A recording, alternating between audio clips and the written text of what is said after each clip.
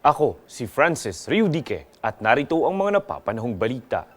Naniniwala ang Department of Science and Technology o DOST na ang mga proyektong may kaugnayan sa Science, Technology and Innovation o STI tulad ng pagbuo ng Artificial Intelligence o AI ang magpapaunlad ng ekonomiya ng Pilipinas.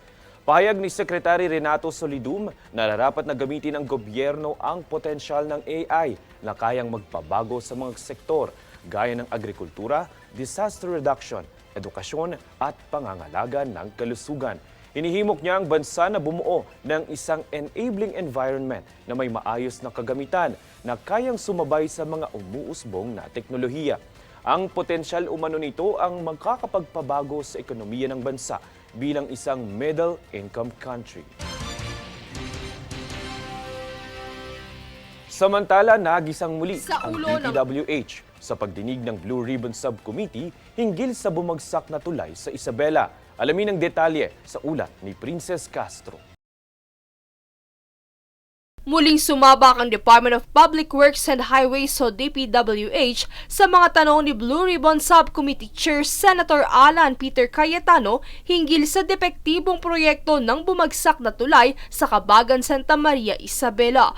Sa pagbabahagi ng resulta ng naging investigasyon ng binuo nilang Special Committee, severe overloading ang pinakadahilan sa pagbagsak ng naturang tulay at nakadagdag lamang umano ang design sa pag-collapse nito.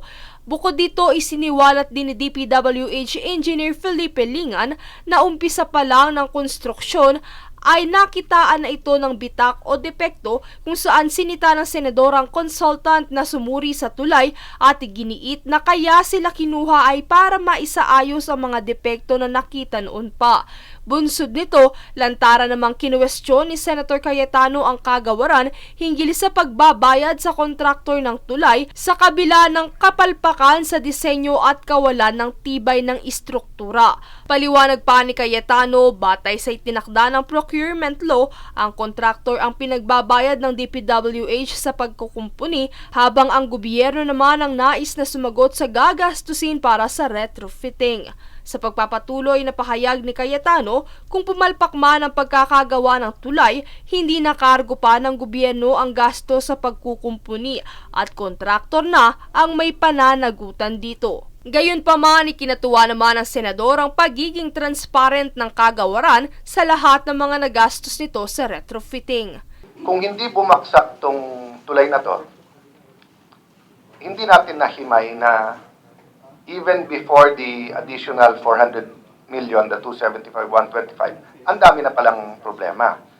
Kanyang binigyang diin ang kahalagahan ng transparency sa naturang paksa dahil may direktang epekto ito sa kaligtasan ng publiko.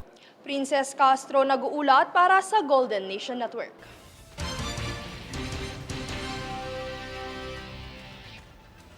Humakot ng medalya ang Filipino Lawn Bowlers na sumabak sa 16th Asian Lawn Bowls Championship, gayon din sa 14th U25 Asian Lawn Bowls na ginanap sa Clark, Pampanga nitong linggo.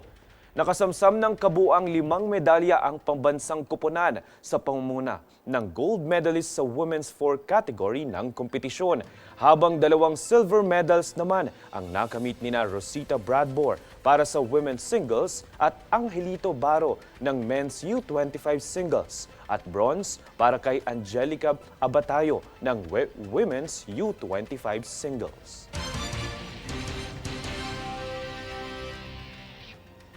Kami ang boses ng pagbabago. Ako si Francis Riudique at ito ang News Force. Sa ulo ng mga balita, bahagi ng Bustos Dam nasira. Mga residente inalarma sa biglaang pagragasa ng baha. Kauna-unahang paggawaan ng electric jeepney binuksan na sa Batangas. Mga abogado ni FPRRD formal ng kinwestiyon ang jurisdiksyon ng ICC.